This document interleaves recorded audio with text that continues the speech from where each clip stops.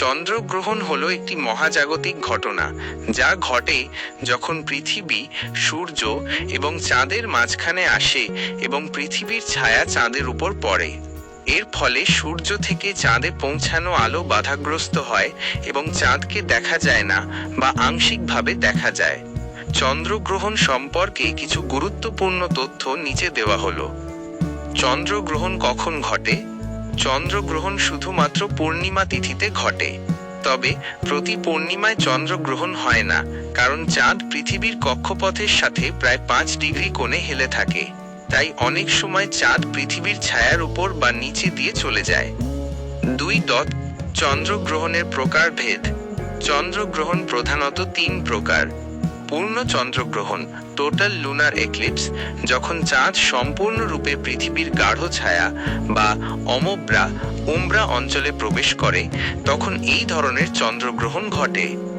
এই সময় চাঁদ পুরোপুরিভাবে অদৃশ্য হয়ে যায় না, বরং একটি লালচে বা কমলা রং ধারণ করে।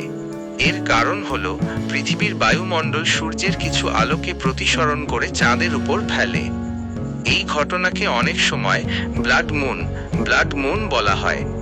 আংশিক চন্দ্রগ্রহণ, পার্শিয়াল লুনার এক্লিপস, যখন চাঁদের একটি অংশ পৃথিবীর অমব্রা অঞ্চলে প্রবেশ করে, তখন আংশিক চন্দ্রগ্রহণ হয়।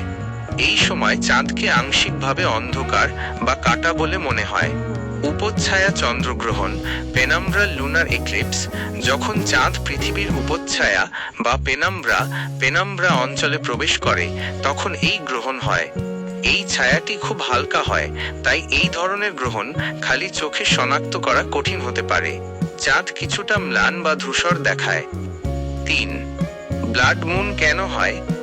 পূর্ণ চন্দ্রগ্রহণের সময় চাঁদকে লাল দেখানোর কারণ হলো পৃথিবীর বায়ুমণ্ডলের রেইলি স্ক্যাটারিং নামক একটি প্রক্রিয়া। পৃথিবীর বায়ুমণ্ডল সূর্যের নীল আলো শোষণ বা বিক্ষিপ্ত করে দেয়, কিন্তু লাল আলো বায়ুমণ্ডল ভেদ করে যেতে পারে। এই লাল আলোই পৃথিবীর বায়ুমণ্ডল দ্বারা বেঁকে গিয়ে চাঁদের উপর পড়ে, যার কারণে চাঁদকে লাল দেখায়। 4. চন্দ্রগ্রহণ দেখা। সূর্যগ্রহণের মতো চন্দ্রগ্রহণ দেখতে কোনো বিশেষ সুরক্ষার প্রয়োজন হয় না। এটি খালি চোখে দেখা সম্পূর্ণ নিরাপদ। এছাড়া টেলিস্কোপ বা বাইনোকুলারের সাহায্যে ATRO ভালোভাবে উপভোগ করা যায়। চন্দ্রগ্রহণ হলো মহাবিশ্বের এক অসাধারণ ও সুন্দর দৃশ্য, যা জ্যোতির্বিজ্ঞান সম্পর্কে মানুষের আগ্রহ বাড়াতে সাহায্য করে।